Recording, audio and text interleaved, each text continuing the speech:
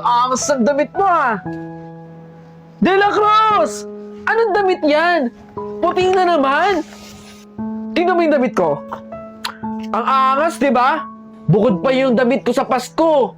Ikaw, puti na nga yung damit mo sa klase natin, puti pa rin yung susuotin mo? At plain na plain pa! La Cruz, Christmas party natin ngayon! Hindi tayo mag-aaral! Magsasaya tayo, sasayaw at sasayaw tayo dito! O baka naligaw ka ng classroom? Bahala ka sa buhay mo! Tara!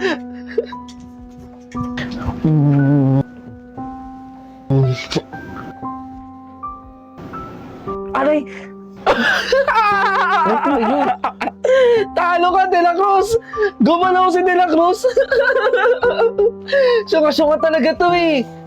De La Cruz, stop dance to! Ano ka ba? Parang hindi ka naman nagdaan sa kabataan mo dati. Kahit kailan talaga yun, no? Talunan talaga si De La Cruz. Hindi mananalo kay De Guzman! Salamat po sa premyo, ma'am! Sabi ni, gagalingan ko eh, tatalunin ko si De La Cruz. Ano kaya to? Ma'am, ito po pala. Regalo ko po sa inyo. Merry Christmas po. Merong ipapadala si Mama sa inyo. Regalo daw po niya sa inyo. Basta ma'am, huwag niyo daw pong kakalimutan yung pangalan ko ha. De Guzman. Naku ma'am, nakita po ni De La Cruz. Ibale, alam ko naman po na ako po yung gagawin yung top 1 at hindi yan si De La Cruz. Eto? Tingin mo ba mahal to? Tingin mo ba mabubusog ako pag kinain ko to, De La Cruz? Eh sa'yo palang kulang na to eh. Samantalang ako, ang ibibigay ko sa'yo eto. Bubuksan ko sa harap mo ha. Para lang alam mo, relo ang ibibigay ko sa'yo. Tapos eto ang binigay mo sa akin? Alam mo ba magkano to? De La Cruz? Oh, regalo ko para sa'yo. Sa'yo na din to, para mabusog ka. Kawawa naman si De La Cruz. Etong si De Guzman, di na lang maging grateful.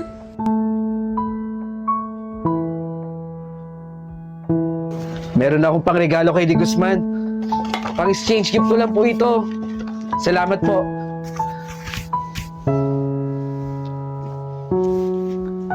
Nasaan ako? Anong ginagawa ko dito? Sino ka ba? Oh, hindi pa nga tayo nagsisimula. Takot na takot ka na. Eh, hindi nga kita kilala eh. Malamang matatakot ako. Anong gagawin ko dito? Ang gagawin lang naman natin ay magtatago-taguan. Huwag kang maingay para hindi kita mahuli. Sa unang pagkakataon na ikaw ay aking mahuli, pagbibigyan kita. Pero sa pangalawang pagkakataon na mahuli kita, buhay mo ang kapalit. Bakit kaya hindi na natin simulan? Magtago ka na. At huwag kang maingay. 1, 2, 3. Ano ba kasi yun? Hindi ko siya kilala eh. Ito. Magtago ka ng maigi para hindi kita mahuli. Ayoko na dito. Woohoo! Malapit na ako. Malapit na kita mahuli.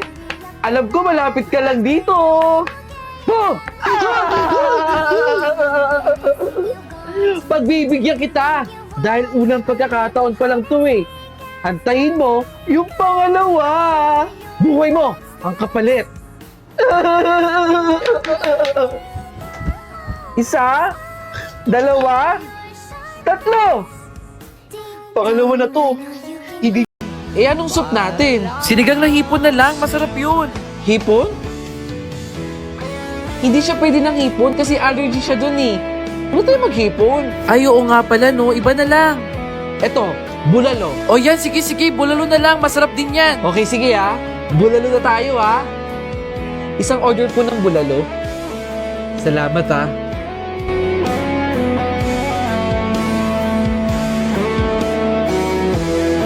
Alam mo bang, isa na lang, perfect na ako. Pero okay na din yun, no? Mataas na rin yung score ko. Oh, sino nagtanong?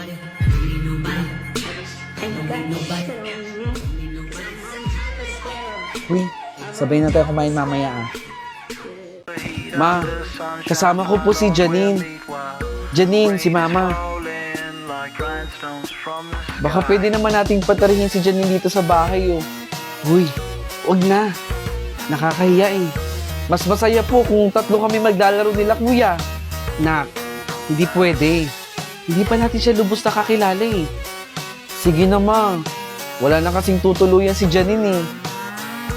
O sige na nga. Pero ilang gabi lang ha. Maloy, naniniwala ka ba sa mga kulam? Bakit mo naman natanong yun, kulit? Eh paano ba naman kasi yung mga napapanood ko sa Facebook?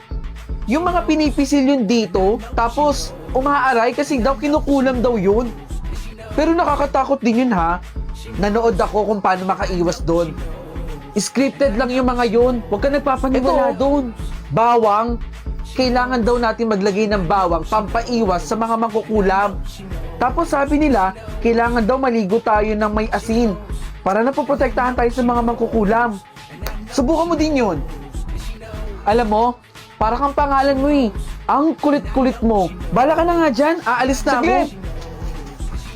Mag-antay naman po kayo. Magbabayad po ako, wala pa pong sahod. Sino ba yung kaaway mo? Kanina ka pa sigaw ng sigaw sa cellphone mo. Eh paano kulit? Itong may-ari ng bahay namin, ang kulit-kulit. Sinabihan ko na nga na wala pa tayong sahod eh. Eh walang iya pala yung may-ari ng bahay ninyo eh. Hindi mo siya makaintindi na wala pa tayong sahod? Mag-iingat ka, Maloy. Hindi mo alam kung anong pwedeng gawin sa'yo yan. Congratulations, Maloy. Promoted ka, sabi ng HR natin. Ang galing-galing mo. Talaga? Promoted na ako? Uy, congrats! Promoted ka na pala, Maloy. Sigurado akong mataas na naman yung sahod mo. Nako, baka konti lang yung nadagdagan sa sahod ko. Papunta na ako dyan!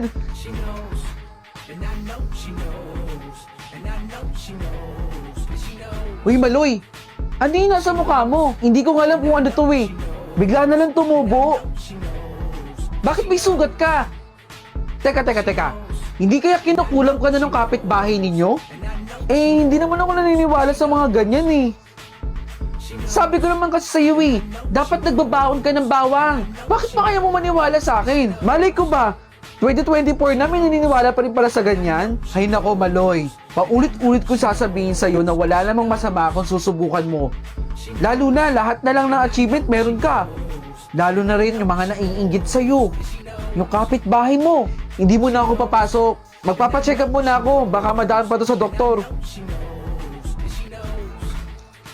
Maloy, ilang linggo ka nang hindi nakakapasok. Nabalitaan ko na baka i-terminate ka raw ni boss. Subukan mo ang ganituhin yung palad mo. Kapag hindi nagpantay yung liliit mo, ibig sabihin na kulam ka. Hindi pantay! Nakulam ka nga! Kulit! Tulungan mo ako! Anong gagawin ko? Sino kayo nang kulam sa'yo? Ma, di ba nagkwento ko sa'yo noong nakaraan na gagalingan ko na sa school ko? Ito po, tignan niyo po yung mga result ng test paper ko. Ang tataas na po niyan compare po sa dati. Tignan niyo po. Kapag ba nakita ko yan, magbabago ba buhay natin? Kapag ba nakita ko yan, may mapapakain ba yan sa atin? Kapag ba nakita ko yan, sa tingin mo aasenso tayo? Hindi po, ma. Kaya kung pwede lang, ha, Christian? Wag ka na magkukwento sa akin ng wala kang kwentang-kwentang bagay. Umalis ka nga rito, naiirita ako sa'yo eh. Sige po. Salamat po, ma. Aray ko po. Ilang beses ko ba sasabihin sa'yo na huwag mong papatulan yung mga anak ni Don Pedro? Eh, yung mga anak naman ni Don Pedro yung nangulay, hindi naman po ako. Kahit na. Nakakalimutan mo bang makapangyarihan si Don Pedro? Maraming pera si Don Pedro. Tayo, dukha lang tayo. Ganun na lang po ba lagi? Hindi dapat ako gumante? Sino po ba talagang anak nyo? Sino po ba o ako? Eh basta, wag mo nang uulitin to ha. Hindi mo na dapat patulan yung mga anak ni Don Pedro. Nagkakaintindihan ba tayo? Tapos kwenta dyan sa pula. Ito na po yung ay! Sorry po ma, hindi ko po sinasadya. Pasensya na po. Hindi ka nag-iingat. Nakakahiya sa mga bisita natin dito oh. Hindi ko maintindihan kung bakit naging anak kita. Lahat ng perwisyo, lahat ng konsumisyon, dinadala mo sa akin, Christian. Paulit-ulit ko sasabihin sa sarili ko na sana hindi na lang kita naging anak. Nanghingi naman ako ng sorry sa kanya eh. Pero bakit laging galit sa akin si Mama? Diary ba ni Mama to? Christian! Ma! Bakit hawak mo yung diary ko? Hindi ka dapat nangingialam ng ibang gamit kung hindi naman sa'yo. Totoo po ba yung nakasulat doon? Sabihin niyo po sa akin, totoo po ba yun? Anong ginagawa ko dito, Don Pedro? Di ba kailangan mo ng pera? Ha? Huwag kang mag-alala. Nakakupit na ako sa mami at daddy ko. Anong gagawin mo sa akin, Don Pedro? Eh di magsasaya tayong dalawa. Ayoko! Ayokong gawin yon. Tara na! Saan mo ko dadalhin, Don Pedro? Sumama ka sa akin. Bitawan mo Sumama ko! ka. Nasasaktan ako! Mic test 1, 2, 3. Mic test. Joseph! Taasan mo pa yung volume, medyo mahina eh. Mic test. Huwag mo nang ituloy ang pag-set up ng karaoke. Mahiya naman kayo. Naghihirap ang Diyos. Semana Santa ngayon. Magnilay-nilay naman kayo. Lola, bakasyon naman po namin eh. Ngayon lang po kami magpapahinga oh. Hindi dapat tayo nagsasaya o nag-iingay sa araw na naghihirap ang Panginoong Diyos. Napakasimple lang nun. Joseph, magtiis muna tayo. Ligpitin mo na yan. O sige na nga Lola, ligpitin nyo na yan. Tapusin na lang natin tong Holy Week na to. Ang mga bata ngayon, ano ba talaga't hindi ko naiintindihan? Ninya, takpan mo ang salamin mo. Hindi mo ba nakikita na lahat ng salamin natin dito sa bahay ay tinakpan ko na? Paano ko naman po makikita kung may dumi yung mukha ko kung hindi ako gagamit ng salamin? Baka mapasukan ng masamang espiritu yung salamin mo. Kaya mabuti na takpan mo at huwag mo nang gamitin. Naiintindihan ko naman po. Pero kasi Lola... Huwag ka ng puro satsat. Gawin mo na lang yun, Ninya. Takpan mo na ang salamin mo. Okay, sige po. Tatakpan ko na po. Hindi na po ako gagamit ng salamin. Eto na oh. Nakaready na ako kagabi pa. Swimming na ako, no? Saan ka pupunta, Peter? Lola, mag-outing po kami ng mga katrabaho ko. Outing? Peter, makinig ka sa akin. Hindi okay ang mag-outing o gumala sa araw na patay ang Diyos. Dahil walang magliligtas sa'yo. Wala ang Diyos, Peter. Hindi pwedeng hindi sumama, Lola. Eh, nakapag-ambag na ako dito eh. Sayang naman, di ba? Tsaka ngayon lang kami magpapahinga ng mga katrabaho ko. Makinig ka sa akin. Matagal lang paniniwala yun. At marami na ang nagpatotoo doon. Kaya Peter, para sa kaligtasan mo, Lloyda naman eh. Parang hindi ka na natuto sa akin. 3:00 na ng hapon. Hindi na tayo dapat gumagamit ng tubig. Bawal lang maligo, bawal lang maglaba, bawal lang gumamit ng tubig. Okay, fine. Titigilan ko na, Nay. Nasugatan ka, Lloyda? Oo, Nay. Matagal maghihilom yan dahil Semana Santa ngayon.